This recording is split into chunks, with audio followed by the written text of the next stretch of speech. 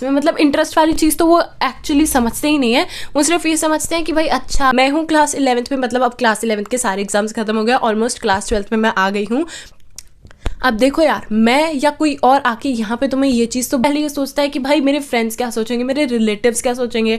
मतलब कहीं ना कहीं यार हम कितना भी कह लें कि भाई सारी स्ट्रीम्स इक्वल होती हैं, लोगों में कहीं ना कहीं ये सोच रहती है कि भाई देखो यार स्ट्रीम लेते टाइम भी ना दो टाइप के बच्चे। And if you are someone who is thinking to opt humanities, then तुम्हारा Hey guys, welcome back to my YouTube channel. It's me Sreisha. So guys, I know तुम में से काफ़ी लोगों के जो क्लास 10 के बोर्ड एग्जाम्स हैं वो ख़त्म हो गए हैं एंड कुछ के एक या दो एडिशनल सब्जेक्ट के एग्जाम्स रहते हैं एंड उसके बाद आएगी बारी तुम्हारी क्लास 11th की। एंड क्लास 11th में एंटर करने से पहले सबसे पहली चीज़ जो तुमसे पूछी जाएगी टीचर्स के द्वारा, दैट कि तुम कौन सी स्ट्रीम लेने वाले हो, ठीक है। एंड स्ट्रीम लेना तुम्हें पता है ज़रूरी है। अब देखो यार स्ट्रीम लेते टाइम भी ना दो टाइप के बच्चे होते हैं। पहले जिन्हें पता होता है कि भाई हाँ हमें डॉक्टर बनना है, so we are going to opt for PCB, हमें IAS IPS बनना है, so we are going to opt for humanities, and हमें फाइनेंस में जाना है, बैंकिंग में जाना है, so we are going to opt for commerce. ऐसे कुछ बच्चे होते हैं जो कि पूरे गोल डायरेक्टेड होते हैं, they know what they have to do in the future. अब कुछ बच्चे ऐसे भी होते हैं भाई जो मतलब अपने क्लास 10th की डेट शीट पर डिपेंडेंट होता है कि भाई अच्छा इतने सब्जेक्ट इतने मार्क्स आ गए तो मैं ये सब्जेक्ट लूँगी, मतलब अगर इतने से इतने आ गए तो साइंस ले लूँगी। मतलब वो अपने क्लास 10th की मार्कशीट पर डिपेंडेंट रहते हैं। अब देखो यार, मैं या कोई और आके यहाँ पे तुम्हें ये चीज़ तो बिल्कुल नहीं बता सकते कि तुम्हें कौन सी स्ट्रीम लेनी चाहिए, बिकॉज कौन सी स्ट्रीम लेनी चाहिए तुम पर डिपेंड करता है। बट हाँ, हम तुम्हारी हेल्प कर सकते हैं टू डिसाइड कि तुम्हें कौन सी स्ट्रीम लेनी चाहिए। मैं इस वीडियो में बात करने वाली हूँ मेरी स्ट्रीम के बारे में।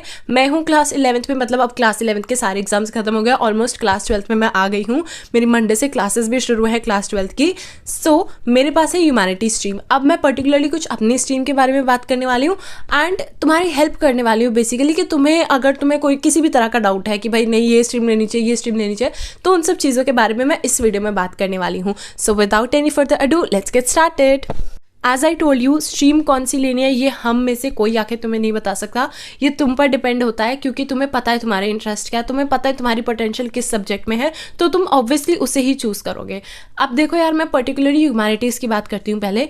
अब देखो यार, ह्यूमैनिटीज़ लेते टाइम ना, मतलब एक जो बच्चा सोच रहा होता है कि भाई मेरे को ह्यूमैनिटीज़ लेनी है, वो पहले ये सोचता है कि भाई मेरे फ्रेंड्स क्या सोचेंगे, मेरे रिलेटिव्स क्या सोचेंगे।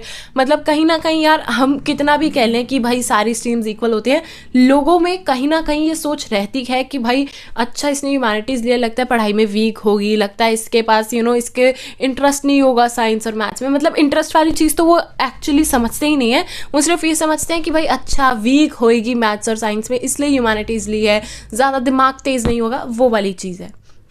अब देखो यार, व्हाट आई बिलीव इज़ कि कॉमर्स और साइंस से ज़्यादा जो करियर ऑप्शंस रहते हैं वो ह्यूमैनिटीज़ में रहते हैं। मतलब भाई तुम क्या कुछ नहीं कर सकते हो ह्यूमैनिटीज़ लेके।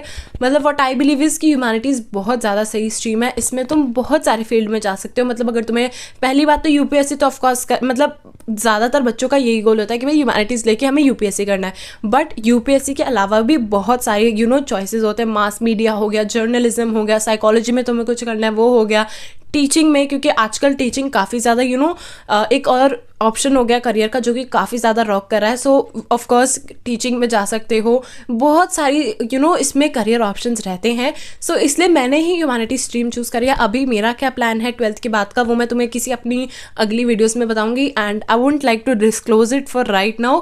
क्लास 12th के बाद मैं भी शेयर करूँ बिकॉज भाई अभी कुछ चीज़ों को मैं प्राइवेट रखना चाहती हूँ। तो stream selection is important and अपने इंटरेस्ट के अकॉर्डिंग स्ट्रीम सेलेक्ट करना is very very important. Okay, so if you are someone who is interested in engineering, doctor या फिर मेडिसिन, देन तो तुम्हें साइंस ही लेनी चाहिए। एंड अगर तुम्हें इंटरेस्ट है फाइनेंस, बैंकिंग, MBA में, इन सब चीज़ों में इंटरेस्ट है, then commerce is for you. And if you are someone who is thinking to opt humanities, then तुम्हारे पास उसमें भी काफ़ी ज़्यादा करियर फील्ड हो जाते हैं। जैसे कि तुम्हारे पास तुम साइकोलॉजी में कुछ कर सकते हो या फिर तुम टीचिंग वाले करियर में कुछ कर सकते हो, बिकॉज अभी आजकल टीचिंग बहुत ज़्यादा ट्रेंड कर रही है। सो टीचिंग में तुम कुछ कर सकते हो, psychology, writing, mass communication, journalism, बहुत सारी चीज़ें आ जाती है इसमें। देखो यार, जब हम स्ट्रीम सेलेक्ट करते हैं ना, तब कुछ ऐसे कॉन्फ्लिक्ट्स होते हैं जो कि पेरेंट्स और स्टूडेंट के बीच में होते हैं। कभी कभार भाई ऐसा होता है कि दोनों ही एक दूसरे की बात नहीं मान रहे हैं। क्या करते हैं मोस्ट ऑफ द स्टूडेंट्स, वो लड़ना शुरू कर देते हैं, वो अपने पेरेंट्स को अपोज करना शुरू कर देते हैं, which I believe is truly wrong. क्योंकि देखो यार, ऐसा नहीं है कि तुम हमेशा बहुत ज़्यादा सही हो और ऐसा भी नहीं है हर टाइम तुम्हारे पेरेंट्स ही बहुत सही हैं। अब what I would like to suggest you guys is कि अभी ये टाइम नहीं है कि तुम उनसे लड़ो बैठ के, तुम उनसे अपनी बातें ही मनवाए जा रहे हो। नहीं, ये चीज़ नहीं सही है। तुम क्या करो यार, बैठो उनसे बात करो, कुछ अपने व्यूज़ रखो, अपनी बात समझाओ उन्हें, एंड वो जो समझाना चाह रहे हैं उसे समझो, एंड उसके बाद एक म्यूचुअल कंक्लूजन पे निकलो। उस बेसिस पर भी तुम स्ट्रीम सेलेक्ट करो। मेरे को नहीं लगता है कि भाई तुम अपनी दादागिरी दिखा के अपनी मनमानी करके वो स्ट्रीम ले रहे हो जिसमें तुम्हारे पेरेंट्स मतलब सेटिस्फाइड ही नहीं है। वो अब ऐसे बोल रहे हैं कि भाई हम तो सेटिस्फाई नहीं है, तू जो स्ट्रीम ले रहा है। Basically I am not saying कि तुम्हें उन्हें सेटिस्फाई करना है, बट द थिंग इज कि तुम्हें उनकी भी बात को मानकर चलना है। बिकॉज भाई पेरेंट्स ने हमसे ज़्यादा दुनिया देखी होती है, they are more experienced than us. उन्हें पता है कि भाई कैसी चीज़ें होंगी, एंड ऑफकोर्स वो अपने बच्चे के लिए कुछ गलत तो चाहेंगे नहीं, they want best for their kids. So इसलिए ऐसा मत समझना कि तुम्हारे पेरेंट्स पूरी तरीके से गलत हैं, ऐसे भी मत समझना कि तुम ही पूरी तरीके से गलत हो।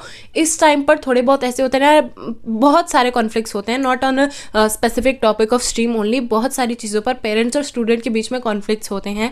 सो ट्राई करना उसमें लड़ो मत, अपनी दादागिरी मत दिखाओ, रादर देन अपने पेरेंट्स की बात सुनो, अपनी बात समझाओ, एंड उसके बाद एक म्यूचुअल कंक्लूजन पे निकलो।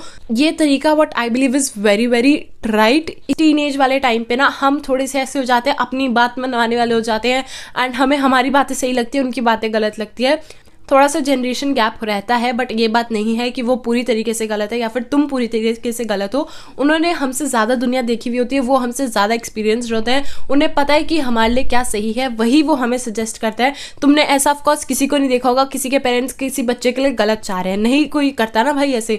तो फिर ऐसा भी नहीं कह सकते कि भाई हमारे पेरेंट्स पूरी तरीके से गलत है, और ऐसा भी नहीं कह सकते कि तुम पूरी तरीके से ठीक हो। ठीक है, तुम में भी बहुत सारी कमियाँ हैं। दैट इज़ वाई प्लीज़ ऐसे मत करना कि अपने पेरेंट्स को अपोज करके अपनी दादागिरी से स्ट्रीम चूज कर रहे हो या फिर अपने पेरेंट्स की बात सुन के कर रहे हो। एक म्यूचुअल कंक्लूजन पे निकलना एंड उसके अकॉर्डिंग अपनी स्ट्रीम सेलेक्ट करना। भाई देखो, मेरे को ऐसा लगता है कि तुम्हें इस वीडियो से काफ़ी ज़्यादा हेल्प मिली होगी, क्योंकि मैंने पहली बात तो कुछ अपने पॉइंट्स कवर करे हैं जो मैं तुमसे कहना चाहती थी, एंड कुछ जो बहुत मिथ्स होते हैं वो इस वीडियो में कवर करे हैं। So yes guys, that is it for the today's video, and I hope you guys enjoyed watching today's video. If you really did so, then do not forget to like, share, comment, and also do subscribe to my channel because it really motivates me a lot to make these types of new videos. हम मिलेंगे हमारी next video में, तब तक के लिए take care and bye bye. Next video किस topic पर चाहिए ये भी कमेंट कर देना।